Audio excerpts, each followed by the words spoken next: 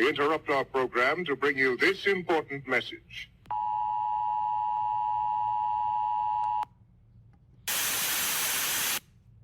I'm back.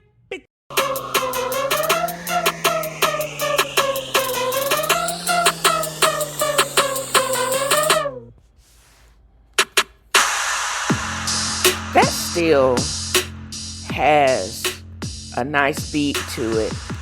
Still seated twerking to bounce. New year, and that song still has a vibe in 2025. Also, it's time for a new intro.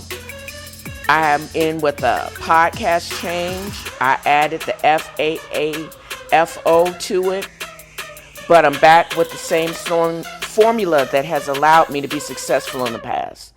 I've set realistic intention. I plan on being present and following through, but I still intend to remain petty and hold grudges. Not all intentions need to be positive.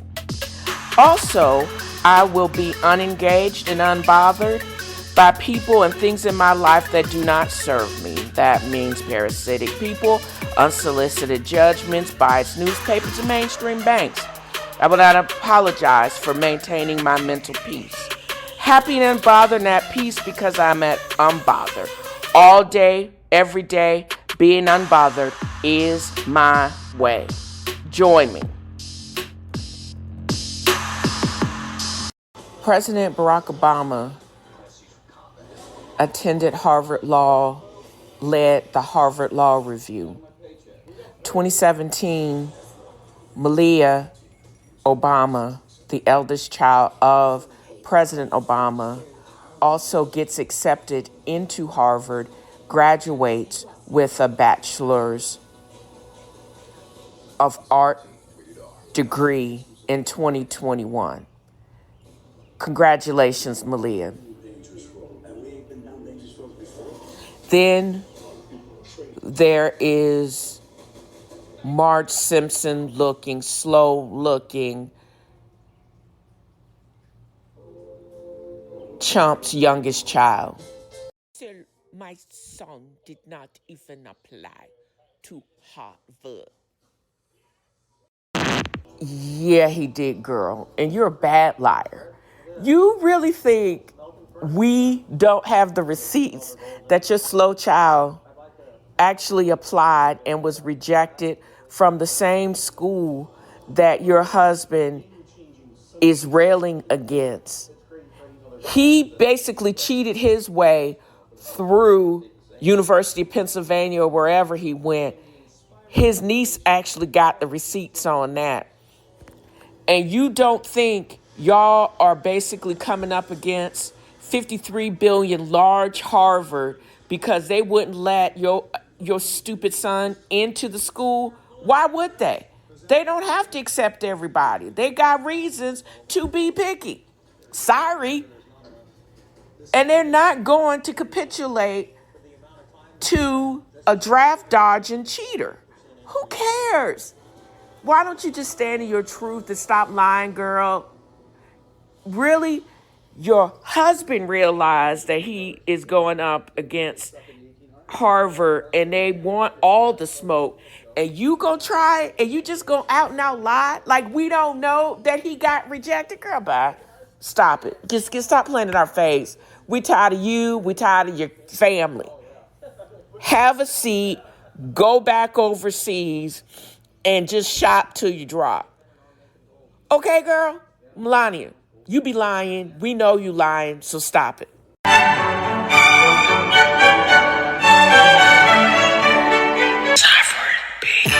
Hallelujah, hallelujah, hallelujah. If you are petty, you don't have to get petty. Hallelujah, hallelujah. If you are petty, you don't have to get petty.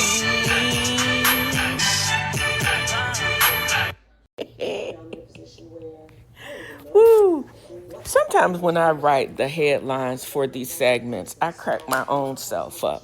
So when I say Canada's petty AF, but They also say y'all gonna learn today, eh? I just cracked myself up. Canada is looking at these tariffs, and now we have tariffs, and then we don't have tariffs. We get tariffs reinstated, reciprocal tariffs. I don't know what's going on in the White House. All I do know is I got bad knees, ankles, shoulders, and food prices are sky high.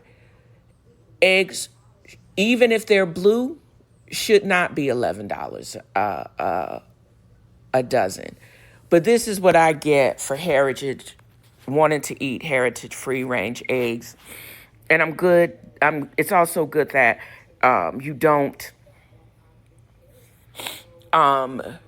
eat eggs all the time because the cholesterol. But if you also take omega-3s, borage, flaxseed oil, it actually levels it out. Also, petty China also, and India to a certain extent, also is one of the makers of generic, or highest maker of generic drugs, as well as China is a producer of my ibuprofen / Advil. And it's crazy that they just gonna wait this out. There is no deal. Trump and his administration is on red, still on red, and they still playing Obama speeches. However, Canada also, in spite of it being the Great White North, still produces a large portion of our produce next to Mexico. And also, they said, bring it. We know y'all you don't produce or manufacture anything in the United States. So we know we got the greenhouse, your produce on lock, but we also have partnered with Costco, and that cedar planter that you fussed about, that was too many parts, but only took you 20 minutes to put together. It was from us. Only took you 20 minutes to put it together, self-watering, because you stopped and fussed and sat down, went to the bathroom, and did some other thing and watched Real Housewives of Atlanta after show. It only took you that long because you kept stopping for no other reason. Not that heavy to put together, and it was so freaking easy to put together. Now, because we know that these back and forth, undecidedness, and overcharging for those stupid tariffs that your administration is doing, you can still grow the same things that are going to allow you to have anti-inflammatory, because you're not going to be able to get your ibuprofen back. Don't need to take it anyways, because I'm not trying to get a gastritis and kick holes in my stomach. But what I can give you is restocking of your lettuce grow, self-contained hydroponic system. Keep that full so you can grow your Swiss chard, your bok choy, and all of the herbs to make your teas that also can decrease your inflammation. You can use that cedar planter to grow the beets and the radishes. Also, check out what it means. You see all these white folks eating Miss Rachel from Miss Rachel's Kitchen candied beets, but it probably doesn't lose its anti-inflammatory ability. But also, if you raised your own watermelon radishes, because they always sell out at Food Line, could you make your own and can them like you did your own tomatoes and cucumbers that you actually pickled and put up last year? Because you grew those yourself. I think having a highly anti-inflammatory alkaline diet is going to be the key to less pain in my joints. I want to look 40 when I'm 60, which is only about 6 years away. That means I'll look better when I'm older. Who knew? Black shouldn't crack, but it shouldn't also be fat. And that's what I'm looking at too. So there you go.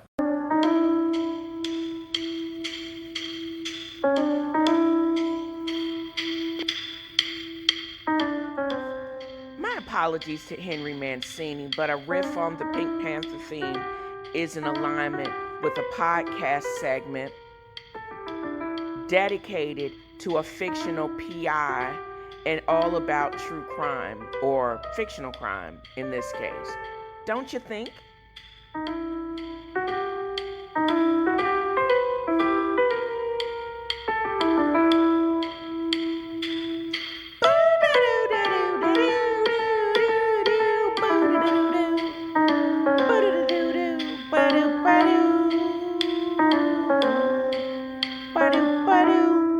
From becoming Pink Panther with a fro to, yo, you better run me my coins. Literally.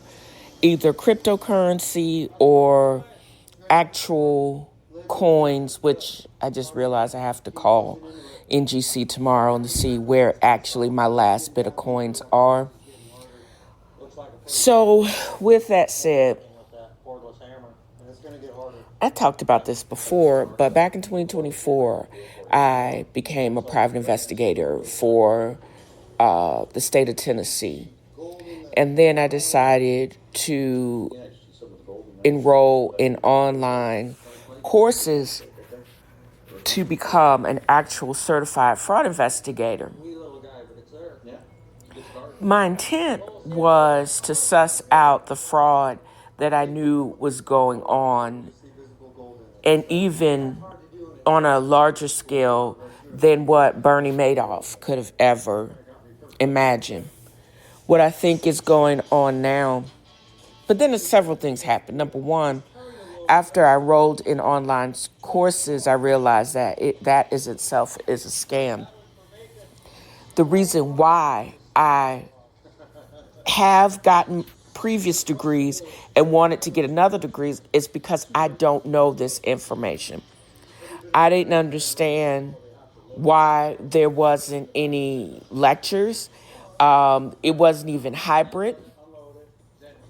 If I have to look up on YouTube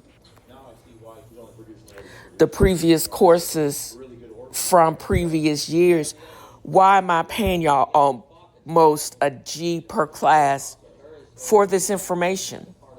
Why am I figuring out how an explanation of key theory between previous lectures and AI? I don't get why am I paying these courses for that. I found it very disheartening. And then the election didn't go the way that I kind of felt it in my bones, that the people were going to have a major swing to the right because they thought white was right, and they went from just acting right to being awarded for acting wrong. We had a reversal of everything that you can possibly imagine. They gave people that looked like me no advantage, but people needed a scapegoat for their own mediocrity. And with that said, nobody was going to trust a gray-haired, fat chick, black chick from Tennessee with what they knew, because they knew I was going to suss out the nonsense. So, and also, I work in an industry where we're haunted with a CEO being stalked and then killed in broad daylight in downtown New York. So, and then we were almost penalized out of the fullness of our performance bonuses based on the performance from another line of business. Also, I always knew life was short. Fairness of award for doing whatever work that you were hired for. And the job could just be gone in a blink of the eye. Just like your life. Gone. Blink, no job, no coins. I knew that if I was going to reach my retirement early goal in 4 years, I was going to need to get my coins in other way.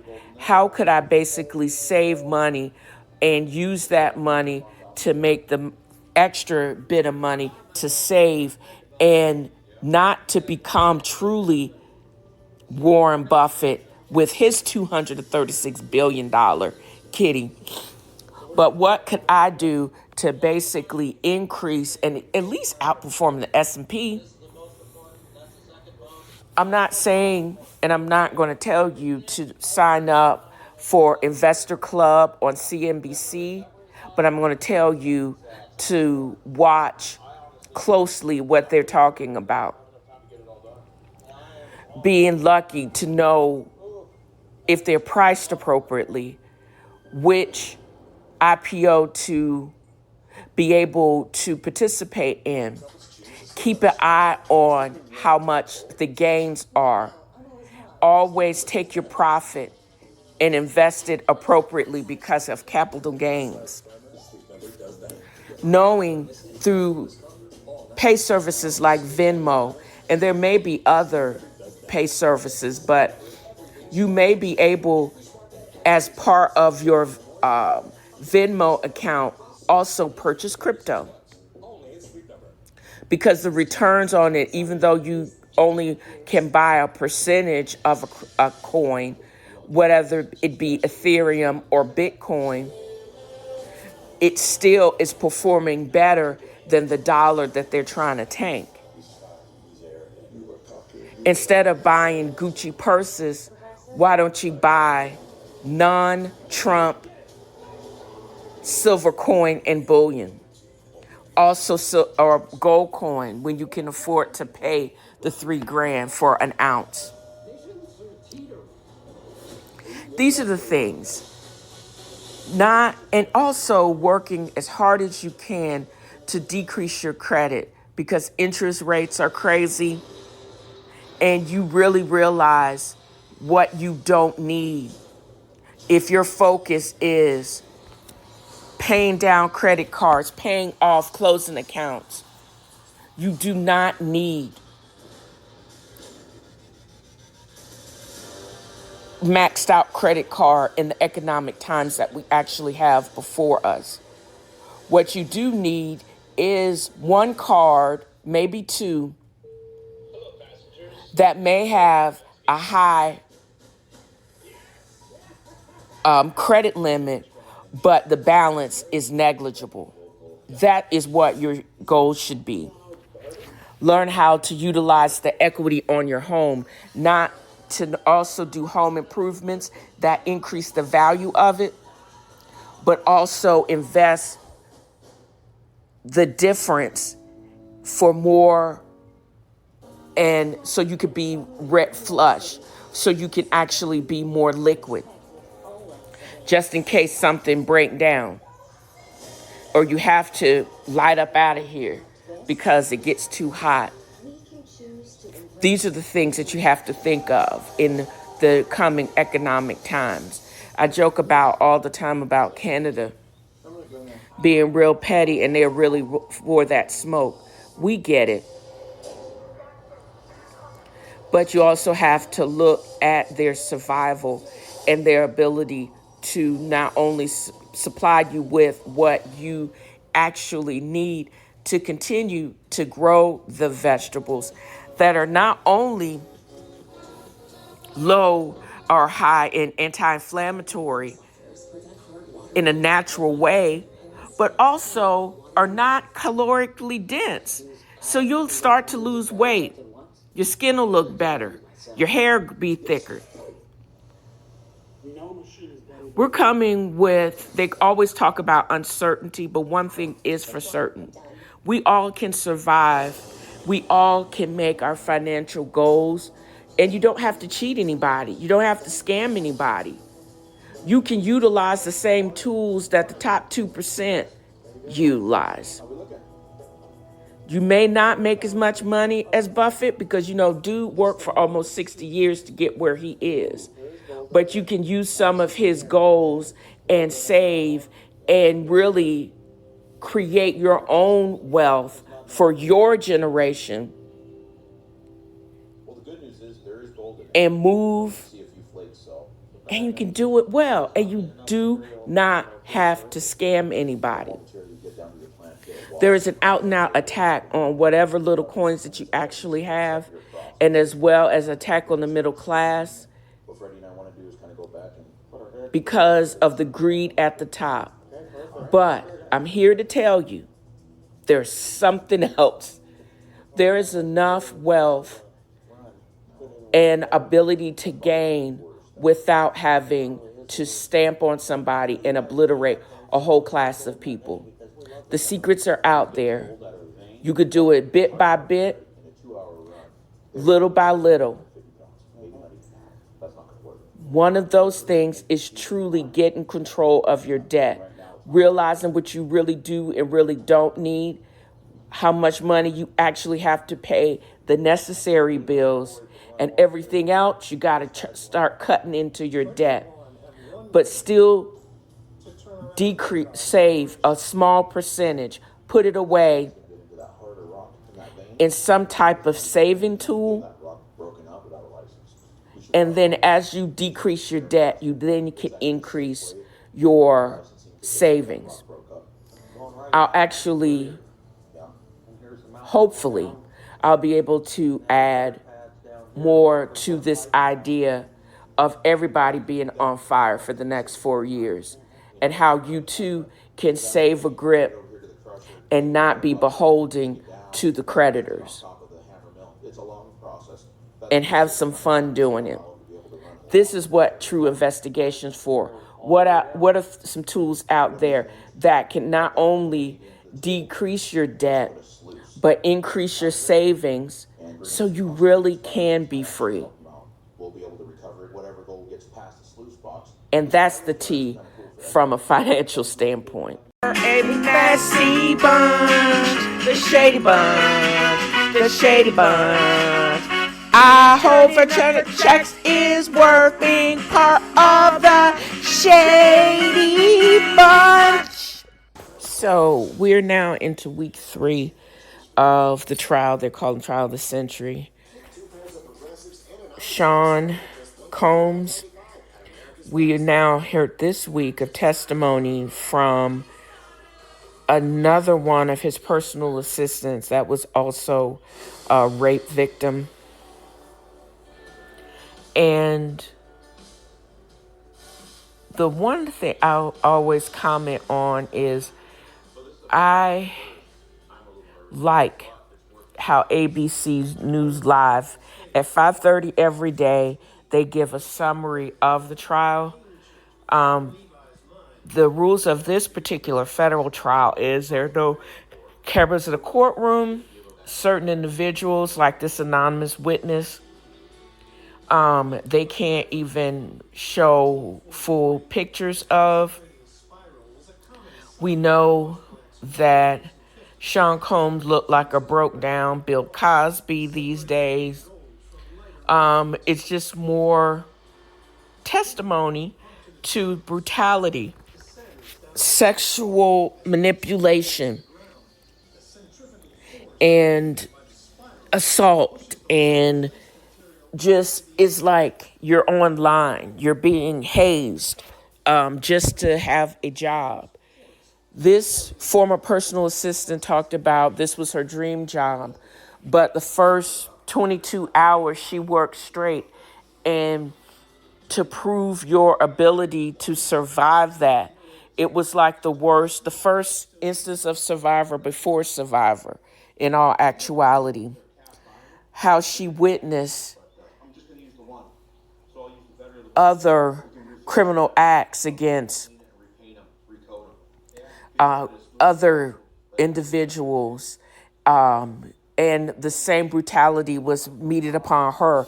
How he had full control of her funds. She would get fired. Her pay would be withheld.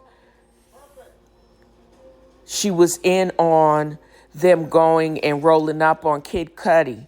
That kind of stuff. It's just, all of these things have been rumored for years. And the people that actually had the proof, they were covering up as long as the checks cleared. It was just so layered of depravity and cover up. And was the expectation. The expectation was for all of these people that wanted to be with Bad Boy Records and in Sean Combs' sphere. The expectation was for abuse and for you to withstand it. That's the only way you got your credibility.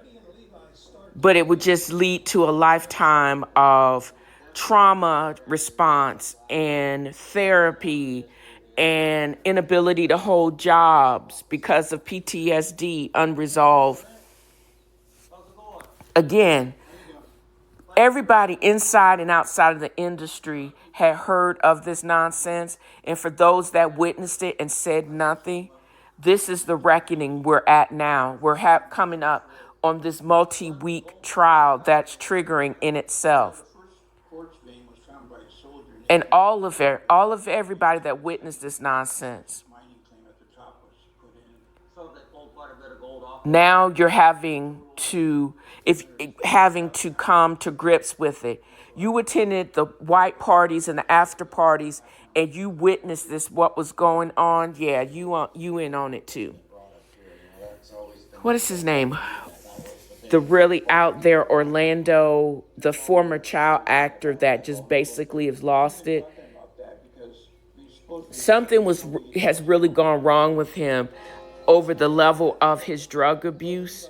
But I truly believe some of his rantings do spell truth in it. The same thing with Terrence Howard. 50 Cent may have been and still is very petty, but I think there is some truth to his pettiness. And I think what stuck in his craw, the level of depravity of Combs, he still had, at that time, the capability to ruin your career and to making you disappear to a certain extent. Y'all need to listen to the rantings of Crazy, and also the pettiest of us, because petty people come with receipts.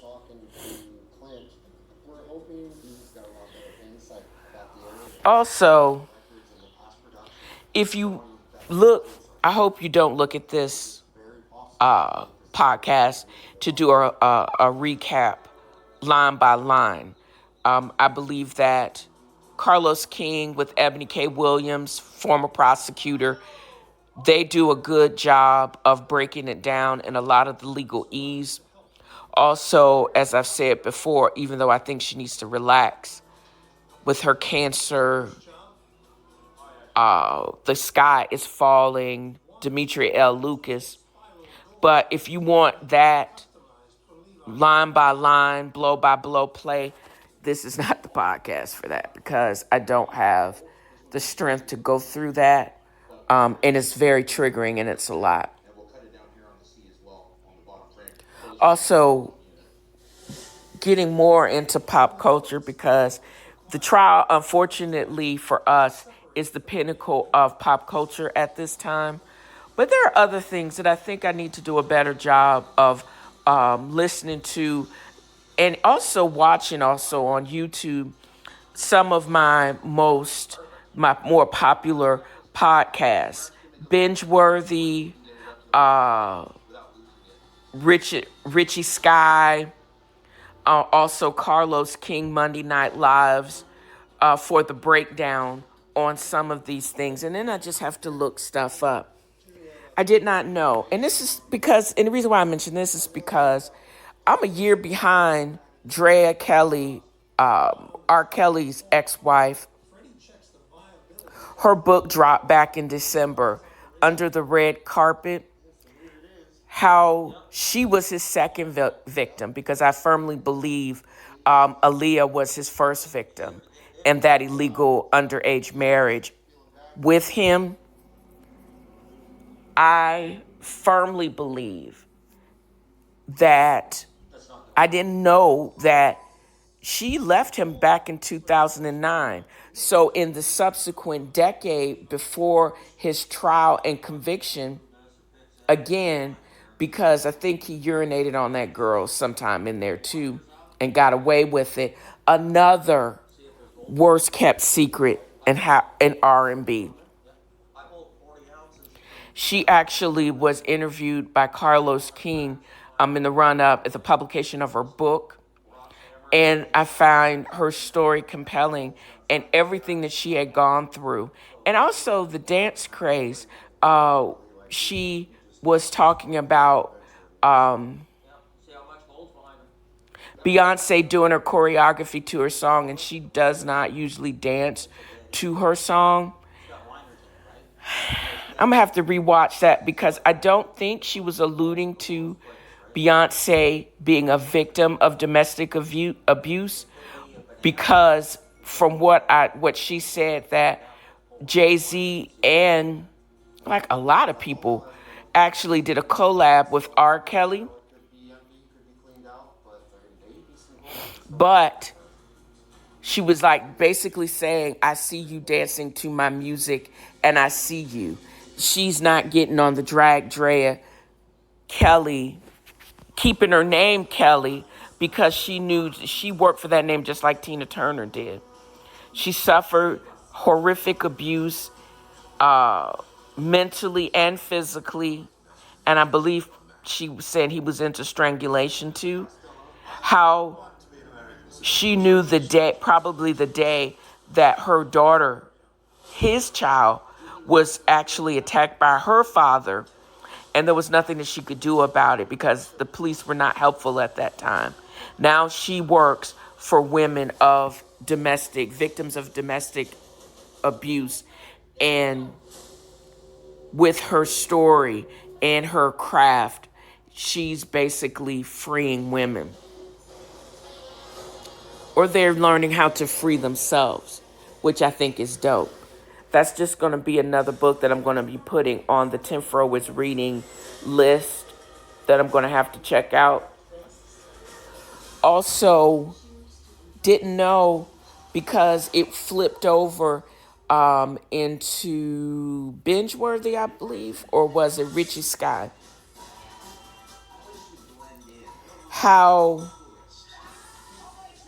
Oh no, this was just Sweet Tea from Married to Medicine, Gregory and his high voice self, how she spills the tea. There is rumor that her and Gregory are probably not coming back, and how also that they're now separated. Basically, all the shade that they threw her, because unfortunately she was the age of Quad Webb, his former wife. And how but she was basically like a trophy wife, kind of like on the level of Portia and her first husband, Cordell Stewart. How she was supposed to just be pretty and not be anything but his arm candy. And she was actually former military. Even though she sounded like a country bumpkin, I think there was a brain actually behind the blank eyes. And she was more than her Chanel bags. So even her family were telling her, y'all are moving too fast, but she was caught up in the fantasy of Gregory. She didn't want to listen, but she had to learn.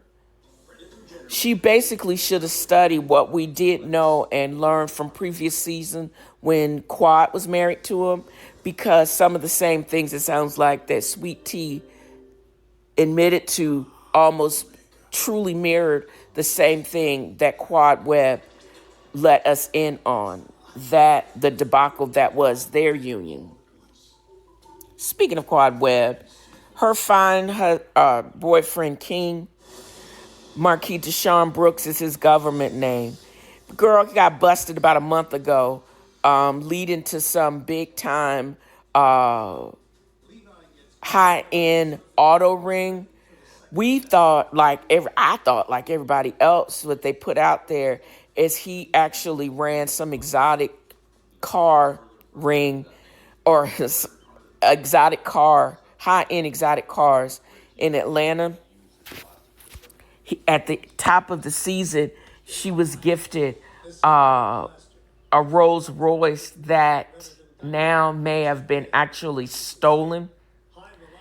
So he was perpetrating a fraud ever since. They actually been together since 2021. I guess they wrapped filming in either 2023, 2024. So by the time, I don't think he had been charged by the time they shot the reunion, which was like last year. The show started airing at the end of 2024, and the reunion aired 2025.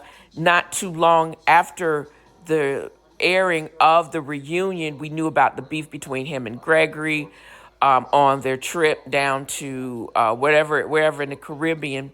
However, now we come to find out he and a gang of thieves were running an exotic car ring theft.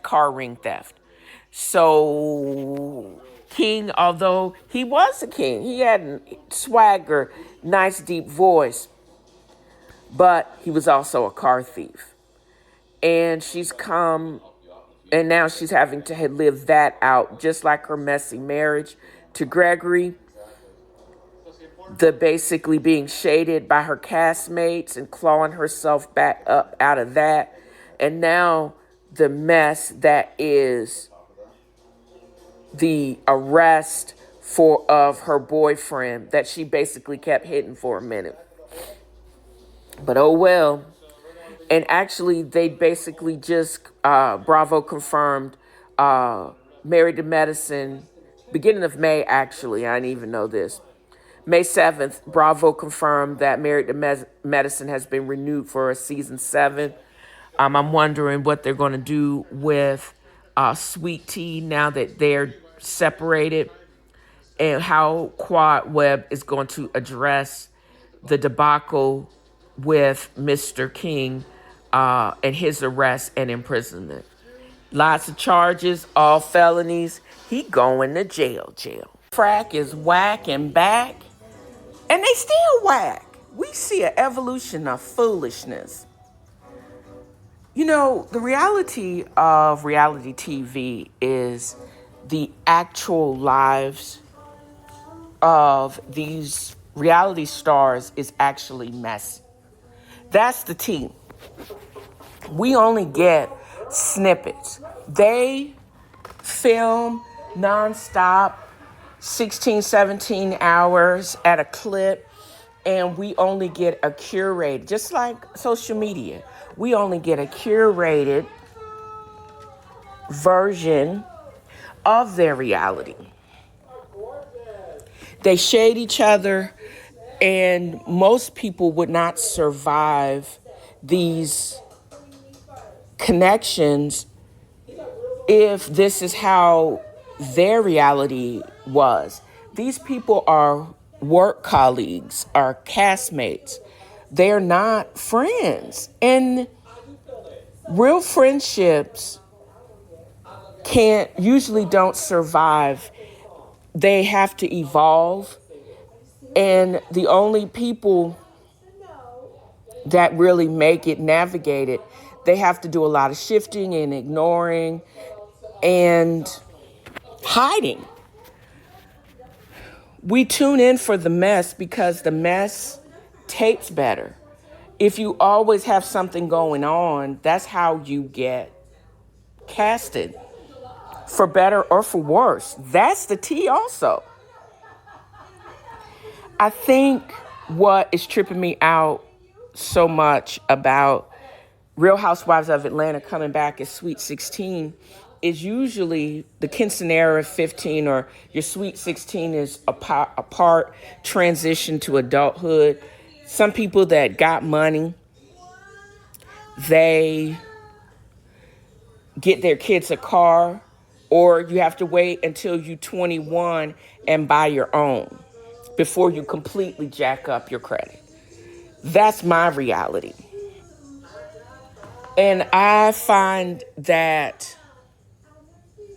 the whole dynamic and struggle that we are witnessing is just a part of the drama, because the drama sprinkled with some happy time reality that gets you ratings.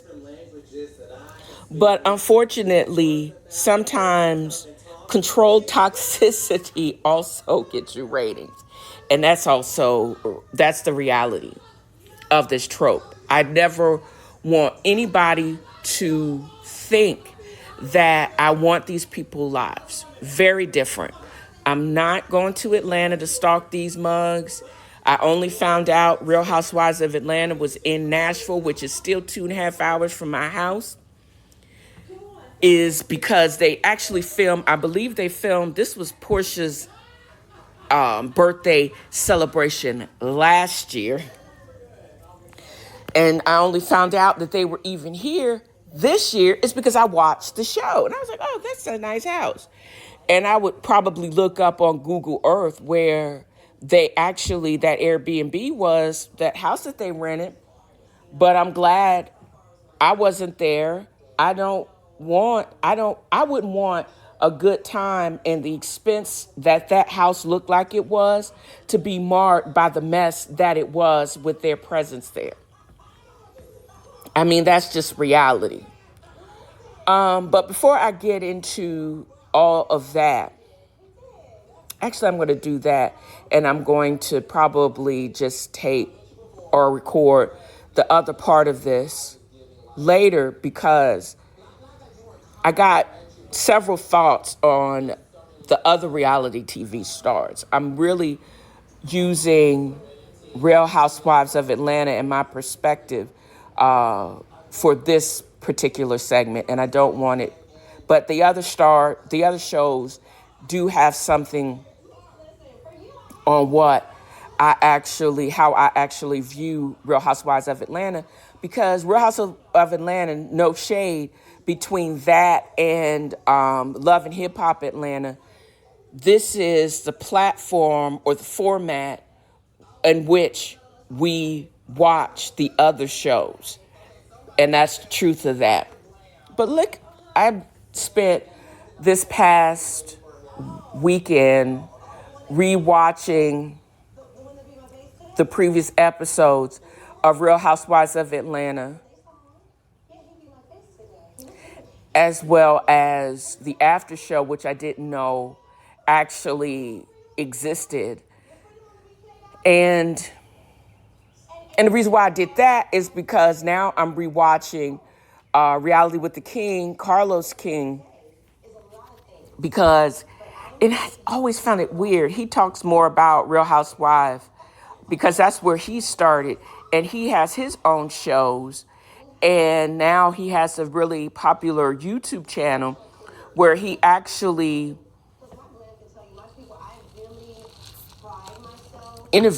has some very compelling interviews, and that's why the next recorded part I'm going to be talking about who he interviewed.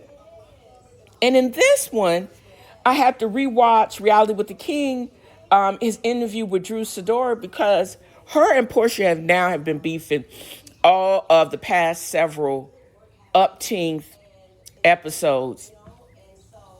And he came up there and basically said on his podcast that she basically canceled an appearance, and she needs to get the bag because it is crazy how much she owes her lawyer that Ralph is trying to get recused.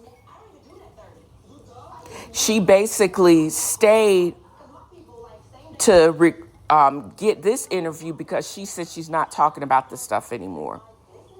And I want to root for her. That's the thing. This is why I'm rewatching this, because I want to root for her. But she has an interesting relationship with the truth. I don't know what to believe. We get her accused of being a liar, and then I get it. She sat right here on this show, said, and I think maybe I misunderstood, but she said she's never been on What Happens Live with Andy Cohen. You mean to tell me you've never been on that show? Your boss named that he's on your checks and you've never been on that show? Girl, then I go back and internet be interneting. She been up there since she's actually been on the show. We know that appearances on What Happened Live are like tokens, free tokens to Flipper McCoy back in the day. Those tickets that you used to get those cheesy gifts that you can win and buy at the dollar store. Yeah, girl. Yes, you have. You've been up there multiple times, lying. So I catch you from off top. You've been on that show every single season since you basically been on Real Housewives of Atlanta. So why are you lying now? You sat there, looked us dead in our face, and wanted Sonya to have a baby, and she could understand why she would want to go the surrogate route if she could have a child, because she couldn't explain it to her. Are you that stupid? Was your brain fried? Were you being controlled by Ralph at that time? He's sitting up there looking like a weasel in the audience. Yeah, you want to root for Drew, but then you catch her in these lies.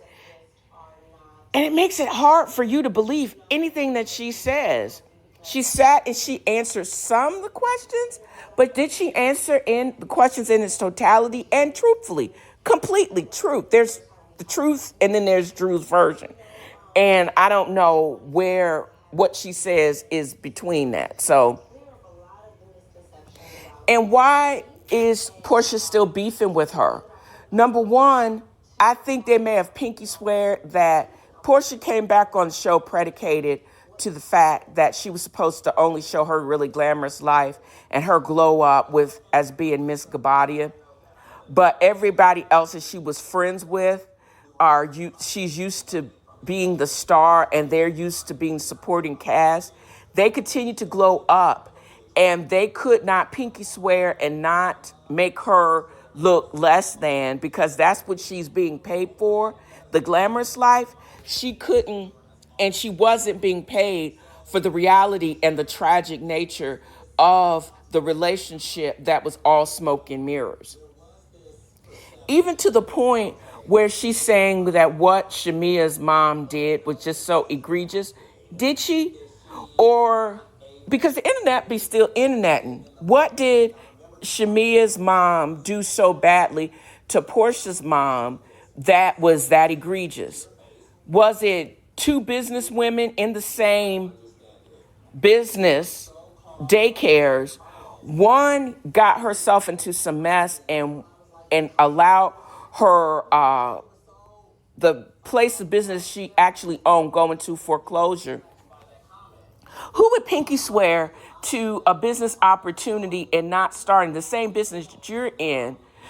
No, you're not going to partner with that person. No, you're not going to basically block your own blessings because of what? I don't understand. Evidently, this came up on the blogs. Both Shamia and her and Portia's mom basically own daycares. One of the daycares that Diane, Shamia's mother, one of the locations, actually, there was an issue with the business and it not doing as well or as the other locations. So she allowed the business to go in, or the location. They ended up foreclosing on the location. And she said if somebody else was going to buy it, just don't start a daycare there. However, You're not going to partner with anybody that allows a location that in the same business you are. Why would you partner with someone that does not make sound business decisions? Why are you going to partner with somebody that loses money? That's crazy, and nobody ain't going to do that. But if you see a business opportunity for you to start the same business you're in at that location, is it kind of sneak shit? Yeah. But you can't demand somebody, again, dim their light and don't take an opportunity to expand their business because you couldn't hold on to that business. Who would subject a true friend to that? You would only see their opportunities. Number one, what she should have done is, and you can get foreclosures at a bargain. So not only do you get that building, the property at a bargain, you can also, and that will allow you to build your business, and you wouldn't see it as sneak shit because that is just a way for them to improve. Nobody's going to support who's going to who would want to hitch their wagon to a losing horse. That's dumb. And it doesn't make good business sense. And you can call it how you want to. No, and she got it at a bargain basement price. Everything she's going to make on top of that is going to be great. And I don't think, and again, I would not want to be partners with a friend when you have money on the line, because if that friend is proven not to be a good business person. Nobody's going to do that, but nobody should be expected to not take an opportunity just because they are bad business women or business persons. And seems like that is Portia's MO. Drew and her singing career and her acting career, even though she's going through a divorce, Shamia being Miss Mwanga, and having a successful marriage in spite of everything that she's going through with a special needs child and who has some chronic illnesses going on, major surgeries, and she's still looking stunning and like on the level of Black Barbie. It seems that Portia is actually having an issue with everybody around her glowing up in spite of her. So she's grasping. It seems like now, you just grasping at straws. Nobody is allowed to get more and shine more brightly than you, because all you have going on now is resurrecting Go Naked Hair after you kick Drew out, some sheets, and this platform. What else are you doing, and why can't we see this?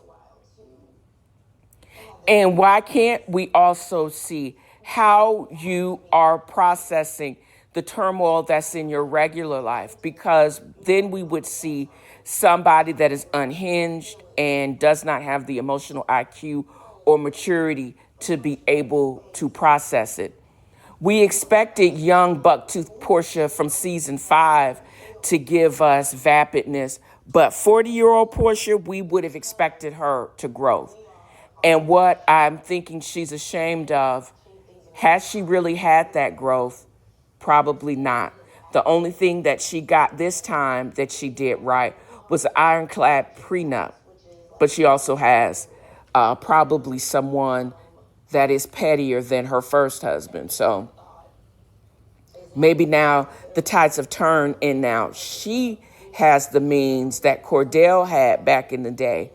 And that's the only thing that she has. But does she have any more emotional maturity that she had back in the day? No, unfortunately. And one of the things that I'm going to be looking at too, and I don't know these people, so I don't know. Angela alluded to on the after show the calculation of Shamia. I think they were supposed to go in Portia as Miss Gabadia, and having the glamorous life, and Shamia truly having the glamorous life, being Miss Mwanga, and their kids, and they were supposed to go and just be glamorous together. But what ended up happening is Portia basically now is going through a divorce with a petty husband, getting probably, I suspect there's some financial issues. She can't film in the fabulous house because the petty husband also is part owner of the house. But Shamia still has the fabulosity that she had, but and is still displaying, but Portia can't be because now she is truly the underdog and she doesn't know how to react to that. Same with Drew. Drew now has a top tier album. Her husband is in the basement, but she can still film there. And she was with Dennis, who she probably has no attraction to. That's the one thing I do believe. I don't shade Dennis because Portia, y'all kind of look alike because I think y'all probably share the same stylist. And you wear her hair. Don't count out the hot dog dude. But if it's true, then yeah, you're not attracted to him. He's really not your type.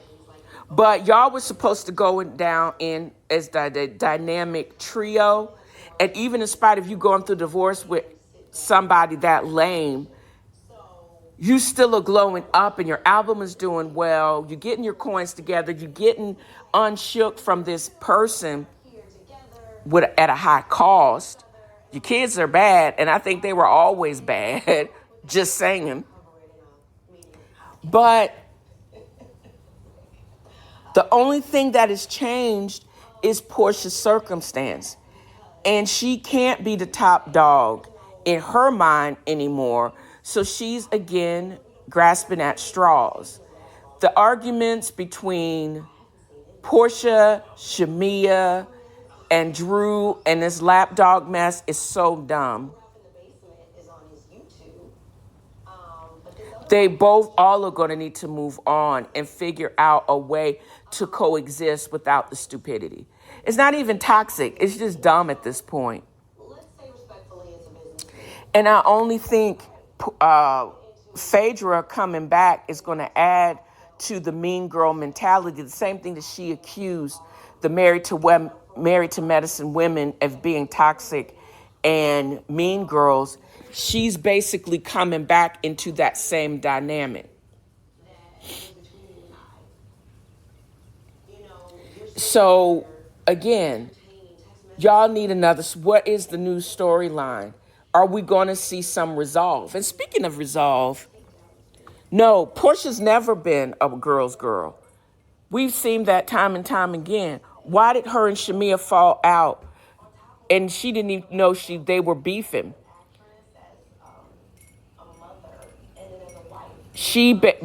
Portia told her one thing of why she didn't come to her wedding in Kenya. But all these years later, 10 years later, now we're finding out Portia wasn't speaking to Shamia probably because she had the direct line to, I think she was still probably talking to Phaedra at that time. And then Shamia had an issue with Phaedra hitting on her husband. And that's why when Shamia truly was beefing with Phaedra, Portia basically was leaning into Phaedra. And now we're coming back with that same dynamic.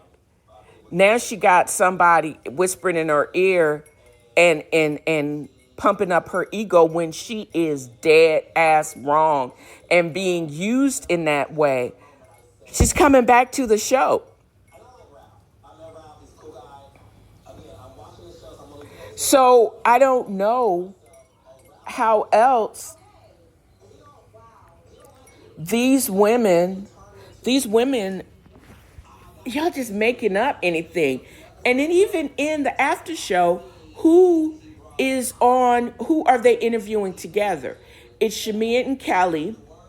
It is fake ass Britt Edie, Portia, and Phaedra. And the dynamic is just so wild. the non-girls girl are being interviewed together. And Britt Eady is right in the middle of all of that. Britt Eady has been lying since day one. I did not know. I was yesterday years old when I found out that her husband was initially her client. And her license had been on hold a whole year prior to them filming in 2024. Really, was Britt really mad is because Kenya clocked her as a non-motherfucking factor in the beginning. And she literally paid her dust. She's like, I don't even have to respond to you. I don't know you. I can get to know you, but I really don't have the energy because she's going through her own stuff. So the worst mistake that she made is getting the Mormon put off that show. She should have been begging to keep her on that show and talked it out. But she is such a dullard. She basically shot her own self in the foot. So now we see her not closing a deal. Filming with her husband in hotel bathrooms. Filming off a car lot and you not driving the car off the lot. We're seeing these. And also filming at a country club where it is obvious you're not even a member because nobody knows your BBL plastic behind. Why can't we see your actual life, or do you not have that life? Were you cast because of lies and now we're seeing those lies exposed? I'm leaning into that. Because what I'm seeing is somebody that portrayed themselves as a super fan and fabulous, but again, it was all smoke and mirrors. And now when the reality hits, you don't know how to act. It is obvious you don't have either the means or the know-how to pull off a true classy Real Housewife party. You should have actually begged to have somebody that learned from previous mistakes. And we've seen it with Kenya, or having somebody like, what's the guy named? Fashion Show Without Fashion, how dreadful. We've seen how Phaedra pulled those shows off. Even old cheap Sheree Whitfield. We've seen it, summer, spring, fall. We've seen all of that. That's how you pull it off. But no, you do this fakery, and then when you get called out about it, you just get mad. You go from zero to mad. No substance, and you as fake as that your nose and that butt that you claim, and the BBL that you botched BBL that you had. So I think the show started off interesting, but now it's devolving into some mean girl, self-produced fakery that I'm having some issue with. I'm like, what is the next big thing going to be? And are we going to see a story arc and a management of what was previous relationship and what is going to be the resolve? Because I can't take another episode of fakery. From Drew, from Portia, even from my girl Shamia, and definitely not from that Britt eating. So, there you go.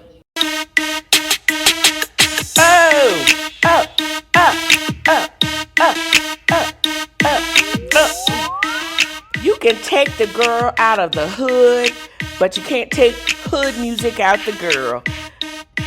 But I'm going to end this with a word, just as I started this podcast. Do or do not do. There is no try. And that's a word from Yoda. I hope I have conveyed just how much fun I have had in creating this podcast. I've got my mojo back. Just set your intention or reset your intention. It could be daily if necessary. Mine is peace. No mental dumping over here. If I'm acting like I'm not listening, I'm probably not. I'm not your therapist. I'm not a therapist. Keep the crazy to yourself, child. You do you and leave me be. The sooner you figure that ish out, the happier you will be. So this is what I want to convey in this podcast. And that wraps another of F.A.A.F.O has a fro. Join me next time as I throw shade and point out the shade and simply have fun. Y'all have a great new year. Ah, ah, ah, ah, ah, ah, ah, ah, ah, ah, What, y'all, what?